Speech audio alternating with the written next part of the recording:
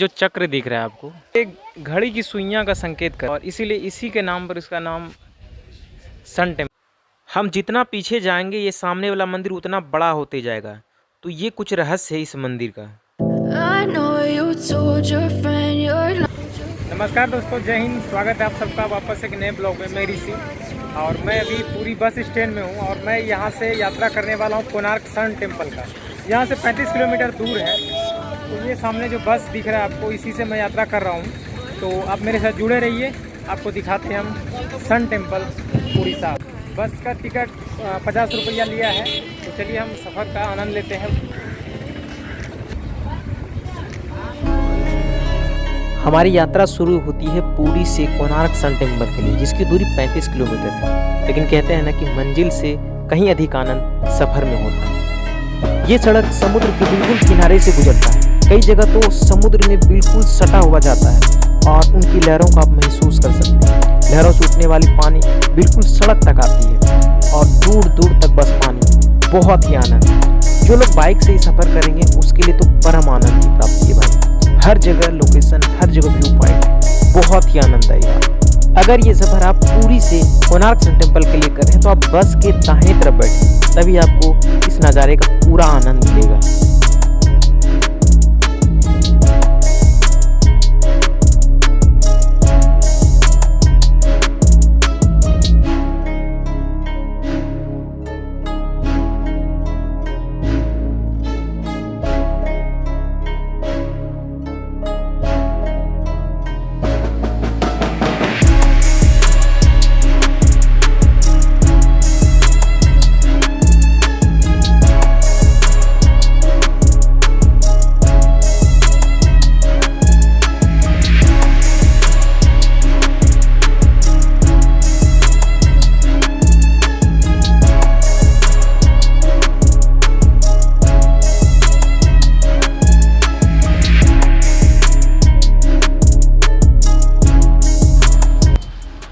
भाई बस से उतर चुका हूँ और कोणार्क सन टेम्पल के लिए मैं बढ़ रहा हूँ। हम अभी कोणार्क सन टेम्पल के नज़दीक में हैं, इसके गेट के पास, और अभी हम एंट्री यहाँ से लेंगे। वो सामने दिख रहा है कोणार्क सन टेम्पल। बहुत से मजदूर लगे हुए हैं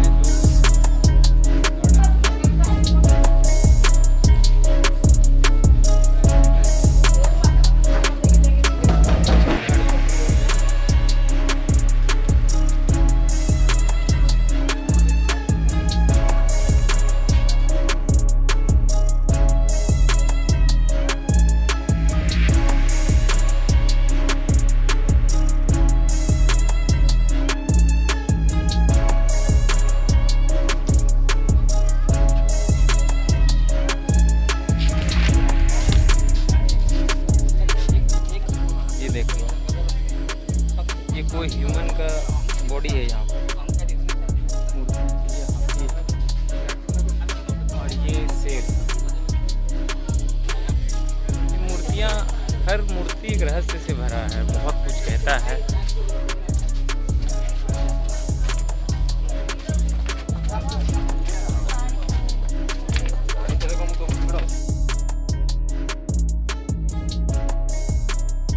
कहते हैं गंगदेव के प्रथम शासक ने इसे बनवाया था, लेकिन कहा जाता है कि वो बीमार पड़ गए थे शायद कुछ, तो इसलिए अधूरा रह गया था। ये मंदिर पूरा नहीं है, लेकिन बस इतने में ही वो कारीगरी है इस सन टेम्पल की।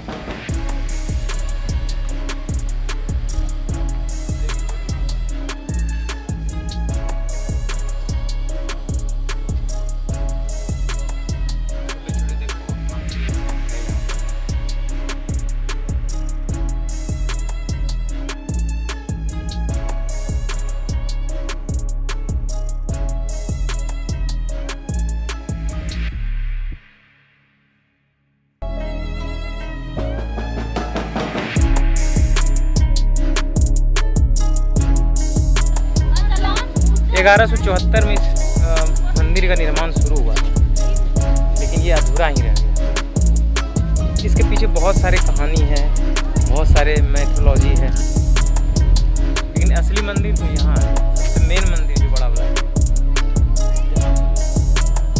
तो चलिए हम ऐसे नीचे उतरते हैं।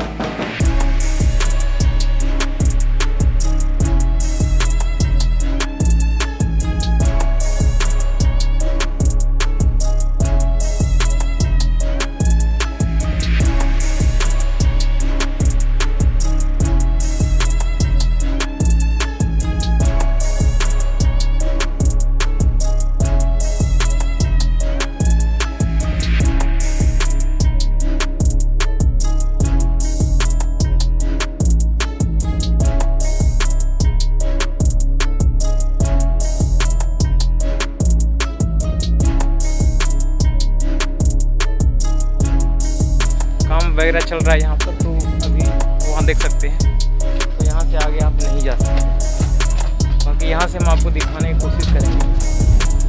वहाँ पर देखिए कुछ लोग वहाँ पर बैठे हैं। देखिए यहाँ पर बहुत सी मूर्ति है।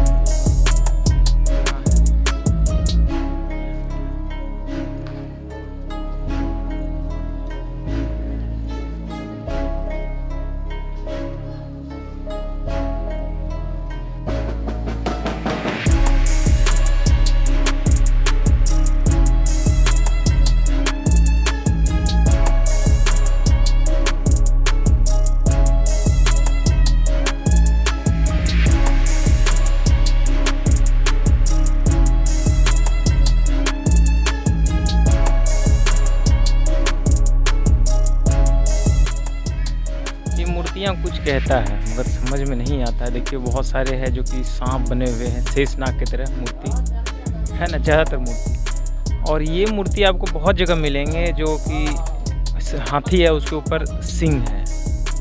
क्या मतलब है उसका वो समझ में नहीं आ रहा है। बहुत सारे मूर्तियाँ ऐसे हैं जो कि एडल्ट मूर्तियाँ हैं। ये जो चक्र दिख रहा है आपको, एक में भोलेनाथ जी है नंदी पर सवार और एक में माता पार्वती है। ये घड़ी की सुइयां का संकेत कर रहा है। वो छोटे छोटे डॉट है ना, वो मिनट है। तो ये घंटा मिनट ये सब यहाँ से कैलकुलेट किया जाता था, तो उसके लिए बनाया गया है इसको। और इसीलिए इसी के नाम पर इसका नाम सन टेम्पल, मतलब सूरज के अनुसार ये तय करता था समय को। तो ये कुछ ऐसा है। ये 10 रुपये के नोट पर आप इस तस्वीर को देखे होंगे।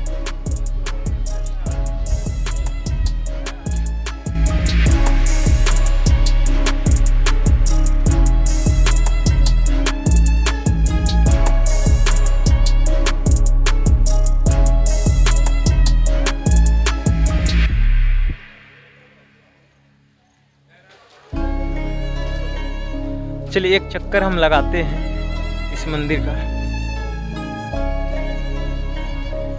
यहाँ समय कैलकुलेट किया जाता था, अब ये समझ में नहीं आता है कि कैसे किया जाता होगा। वहाँ पर है, यहाँ पर है, ये सारे घड़ी की सुई है, मिनट है। देखिए वहाँ 2 है, 3 है, और हर जगह बड़ी एकदम नक्काशी से मूर्तियाँ बनाई गई है। बहुत सारे एडल्ट मूर्तियाँ हैं इसमें। देखिए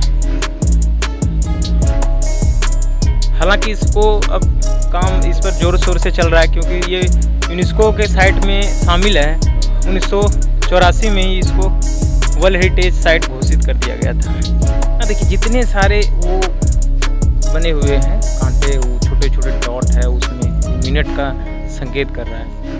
भगवान भोलेनाथ की प्रतिमा है उसमें, फिर माता पार्वती जी, इन सब की उसमें मूर्ति को उकेरा गया है। फिर इस तरफ आएंगे तो फिर बहुत सारे एडल्ट मूर्तियां हैं जो कि पता नहीं किस कारण से बनाया गया था इसे। इस तरफ आएंगे तो यहाँ पर भी इधर लोग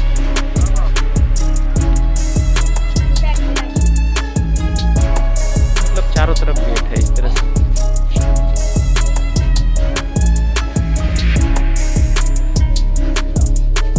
वहाँ पर हाथी है, बहुत सारे चकोर की तरह बना हुआ है।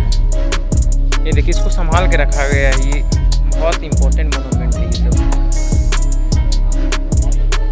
ये टूट फूट गया था जब ना, इसको संभाल के रखा गया है। फिर इधर आप आगे बढ़ेंगे, देखिए यहाँ पर भी है सुई कांटा वाला, यहाँ पर भी बना हुआ है सिस्टम।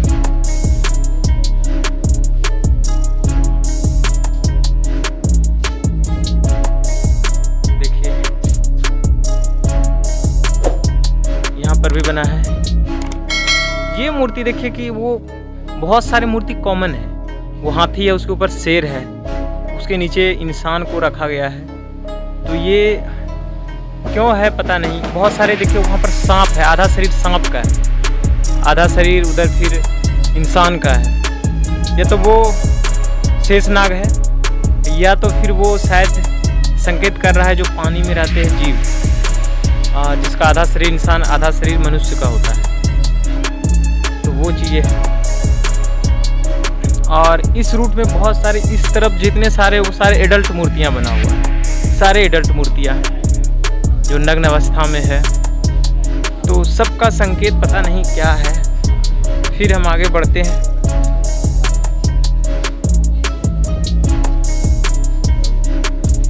देखो कितना बड़ा शेर है ये। यहाँ पर आपको दिखाते हैं, ये शेर है और वो शायद हाथी है। हाथी है वो शायद। ये जो टूट फूट गया था, ऊपर से गिरा होगा, उसको संभाल के रखा है। और देखिए यहाँ भी है, यहाँ भी है, वहाँ पर भी है। ये मिनट घंटा का। और हम आपको यहाँ से दिखाते हैं भगवान सूर्य का मूर्ति। तो आपको हम भगवान सूर्य का मूर्ति दिखा रहे हैं। देखिए ये रथ पे सवार है भगवान सूर्य, और सूर्य के तरफ ही, मतलब पूरब दिशा की तरफ इस भगवान की, सूर्य भगवान की मूर्ति का मुख है। बहुत सारे आधा अधूरा रहस्य है पता। इतिहासकारों में भी बहुत सा विवाद है, कोई कुछ मानता है, कोई कुछ मानता है।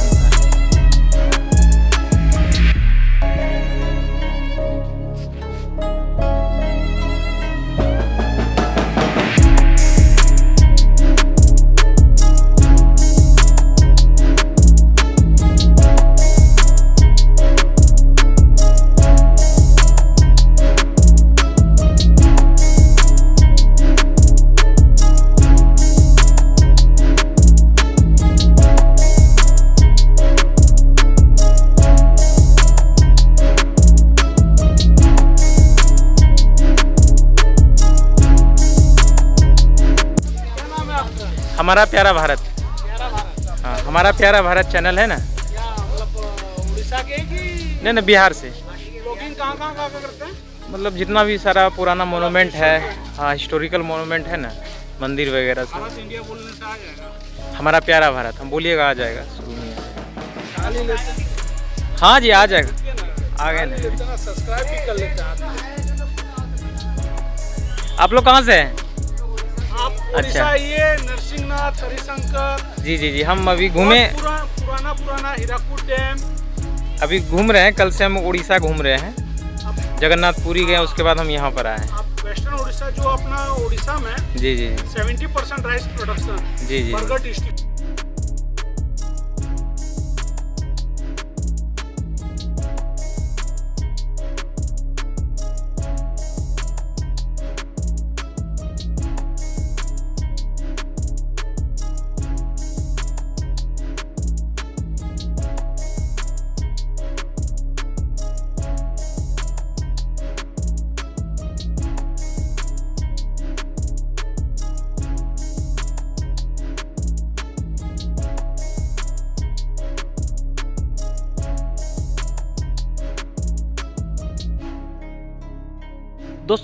दोस्तों आप ध्यान से देखिए, मैं जिस तरह से पीछे आऊँगा, ये सामने वाला जो बड़ा मंदिर है वो बड़ा होते जाएगा।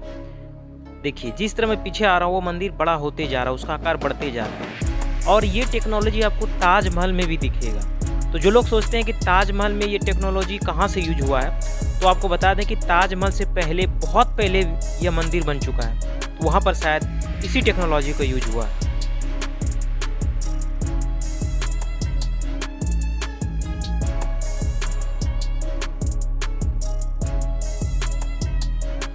और दूसरा रहस्य ये है कि इन 3 दरवाज़ों में से आप जहाँ भी जिस पॉइंट पर खड़े हो जाएंगे, आपको सामने वाला मंदिर का गेट एकदम सामने 90 डिग्री के एंगल पर दिखेगा, जरा सा भी अंतर नहीं। इस लास्ट वाले भी गेट से आप देखेंगे तो देखिए एकदम सामने से दिखेगा। तो बहुत सी रहस्यमयी चीज़ें समेटे हुए ये मंदिर है।